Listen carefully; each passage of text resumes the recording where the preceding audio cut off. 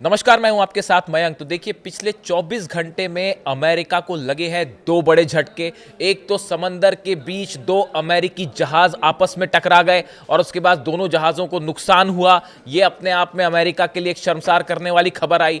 और दूसरी खबर, फारस की खाड़ी में और हॉर्मूज में किस तरह ईरान की दो बोट्स जो कि जंग के समय काम आती हैं, ईरान की आशुरा और हैदर 110, ये दो बोट्स ने अमेरिकन नेवी को जबरदस्त चैलेंज दे रखा है। और उसका नतीजा यह है, क्या परिणाम हो रहा है वो मैं आपको बताऊंगा। पहली बात करते हैं अमेरिकी जहाज आपस में टकराए कैसे। देखिए, ये मामला कैरेबियन सी का है, ईरान से काफ़ी दूर है, कैरेबियन सी का है, लेकिन इसका कनेक्शन भी ईरान से जुड़ रहा है। कैसे जुड़ रहा है वो मैं आपको बताऊंगा। पहले हम ये बताएं कि ये हादसा हुआ कैसे। देखिए, डिफेंस डिस्ट्रॉयर है यूएसएस ट्रेक्सटन। ये अमेरिका का एक डिस्ट्रॉयर है जो कि कैरेबियन सी में अपॉइंट था। और ऐसी भी खबरें हैं कि इसको उस ग्रुप में भी शामिल किया जा सकता था या शायद उसमें शामिल किया जाना था जो ईरान के करीब भेजे जा रहे हैं। यानी ईरान, देखिए, एक तो अमेरिका ने ये अनाउंस कर रखा है, डोनाल्ड ट्रंप ने, कि एक और एयरक्राफ्ट कैरियर आएगा। और ऐसा जो अंदेशा है कि यूएसएस गेराल्ड आर फोर्ड जो है ये ज्वाइन करने वाला है अब्राहम लिंकन को। यानी एक सिर्फ अब्राहम लिंकन कुछ नहीं कर पाया, ईरान का कुछ नहीं बिगाड़ सकता, तो अब दूसरा भेजने की भी ज़रूरत पड़ गई है। ये अपने आप में बताने के लिए काफ़ी है कि ईरान की नेवी क्या टक्कर दे रही है। ठीक है, तो अब ये जो डिस्ट्रॉयर है यूएसएस ट्रेक्सटन, ये समंदर में चल रहा था कैरेबियन सी में। और इसी बीच जो सप्लाई एक जहाज है, इसका नाम था यूएसएनएस सप्लाई, उसका नाम ही है यूएसएनएस सप्लाई। समंदर के बीच इस डिस्ट्रॉयर पे तेल रिफ्यूलिंग का काम हो रहा था, तेल भरा जा रहा था। देखिए, समंदर में और आसमान में अमेरिकी जेट्स सब तरफ हैं और वो रिफ्यूलिंग के काम होते हैं। लंबी जब दूरी जानी होती है तो बीच में रिफ्यूलिंग कर रहा था। इसी दौरान कुछ बैलेंस बिगड़ा या जो भी मिसकम्युनिकेशन हुआ और दोनों जहाज़ आपस में टकरा गए। दोनों जहाज़ों को खासा नुकसान भी हुआ और कई लोग उसमें जो नौसैनिक सवार थे वो कई घायल भी हुए, जो अस्पताल में भर्ती हैं, उनका इलाज चल रहा है। अभी खबर जैसी ही ब्रेक हुई कई जगह की समंदर में जो है अमेरिका के दो जहाज़ टकरा गए हैं।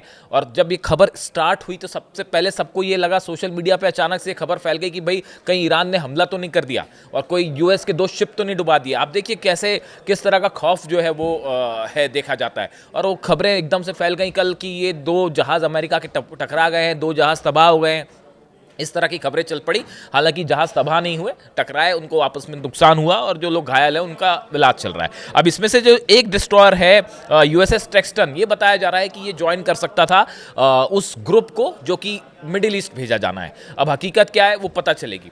लेकिन देखिए, ये जो कैरेबियन सी है, ये खबर इंपॉर्टेंट इसलिए है, ये कैरेबियन सी का जो इलाका है, यहीं से अभी हाल ही में अमेरिकन नेवी के जहाज़ों ने रशिया के एक ऑयल टैंकर को फॉलो किया। उस पर पनामा का फ्लैग लगा हुआ था, लेकिन ऑयल उसमें रशिया का बताया जा रहा था, ऐसा शक था अमेरिकन नेवी को। और वो कैरेबियन सी से उसको फॉलो करते रहे और फॉलो करते करते वो इंडियन ओशन में आए, फिर उस पर कब्जा करने की कोशिश की, लेकिन तब तक वो तेल गायब हो चुका था। तो ये अपने आप में एक बड़ा झटका था अमेरिकन नेवी को कि भाई इतनी दूर से फॉलो करते हुए आए, लेकिन रशियन तेल जो है वो पहले ही गायब हो गया या उसमें तेल था ही नहीं। तो देखिए, कहने का मतलब ये है कि वेनेजुएला ऑपरेशन के दौरान भी अमेरिका ने कैरेबियन सी में अपने कई जहाज तैनात कर रखे थे और वो बड़ा आपाधापी मची हुई है, इसको फॉलो कर रहे हैं, उसको फॉलो कर रहे हैं। उस चक्कर में जो है अल्टीमेटली ये दो जहाज आपस में टकरा गए। ये बात हो गई कि अमेरिकी जो जहाज टकराए उसकी।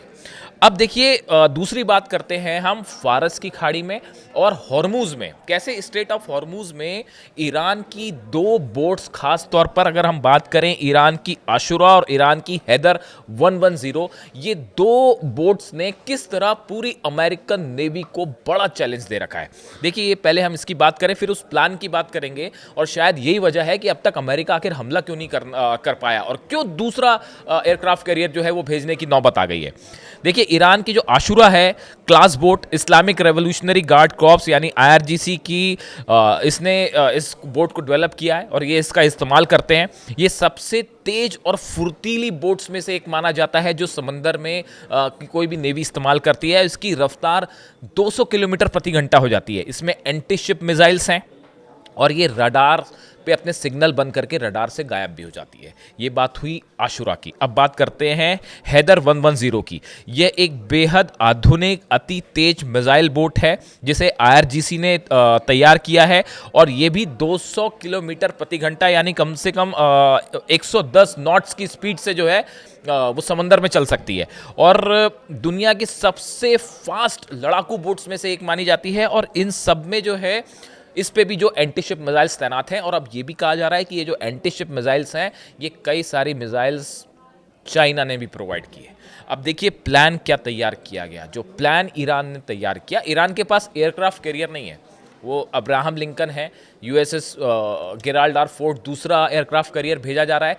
लेकिन जो नौसेना से जुड़े एक्सपर्ट्स बता रहे हैं कि ईरान ने प्लान तैयार किया है कि ये जो आशुरा और हैदर 110 बोट्स हैं, ऐसी करीब 100 से ज़्यादा बोट्स जो है वो हार्मूज में और फारस की खाड़ी में ऑलरेडी उतार दी गई हैं।